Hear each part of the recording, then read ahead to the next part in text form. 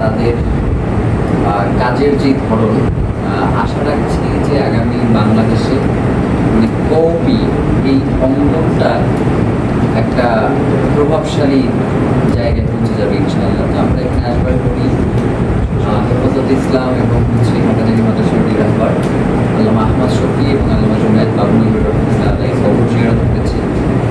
এবং আমরা বিশ্বাস করি যে যেই লক্ষ্য নিয়ে মানে নিরীহ নিরস্ত্র মাদ্রাসা ছাত্রদেরকে নিয়ে হেফাজতের শাপলা চত্বরে যে গণজমায়েত, এখন পর্যন্ত বাংলাদেশে এই কেন্দ্রিক কোনো আইন পাস হয় নাই। মানে আল্লাহ এবং আল্লাহর রাসূলকে কটূক্তি করলে মানে তাদেরকে যে আইনের আওতায় নিয়ে আসা দরকার, সেটা এখন পর্যন্ত রাষ্ট্র উপলব্ধি করছে না। কিন্তু রাষ্ট্রের কোনো কর্তা ব্যক্তিকে যদি কেউ কটূক্তি করে, আমরা দেখি যে তারা অল্প সময়ের মধ্যে গ্রেফতার হয়ে যান, তাদেরকে রিমান্ডে নিয়ে নেন।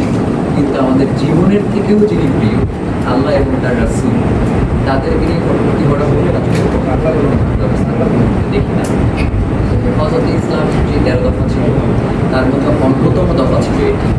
তো আমরা চাই, এবং জাতীয় সংসদেও আমি দেখেছি যে আমাদের যে শরীয়তপুরের হানজালা ভাই উনি হচ্ছে এই ব্যাপারটা নিয়ে কথা বলেছেন। তো আমরা চাই যে রাষ্ট্র যাতে বাংলাদেশ, এটা তো আসলে এইটা হচ্ছে মানে আমরা কোনো ধরনের ধর্মবিদ্বেষী আমরা লালন করি না। আমরা কোনোভাবেই চাই না যে কওমি মাদ্রাসার একজন সে হিন্দুদের কোনো ধর্মীয় অনুভূতিতে গিয়ে আঘাত, বা তারাও এসে ইসলাম এবং মুসলমানের যেই আবেগের জায়গা সেইগুলো নিয়ে কথা বলে। প্রত্যেকের যে জায়গাটা সেটার একটা সহ অবস্থান দরকার। সেই জায়গা থেকে আমাদের কাছে মনে হয়েছে যে সংসদে অন্তত এই আইনটুকু পাশ করা উচিত, যাতে পরবর্তী সময়ে বাংলাদেশে 90% মুসলমানের দেশ, তার জীবনের সব থেকে প্রিয় আল্লাহ এবং তার রাসূলের কটূক্তি যদি করা হয়, সেক্ষেত্রে যাতে একটা আইন বাস্তবায়ন করা হয় এবং তাদেরকে বিচারের মুখোমুখি করা হয়।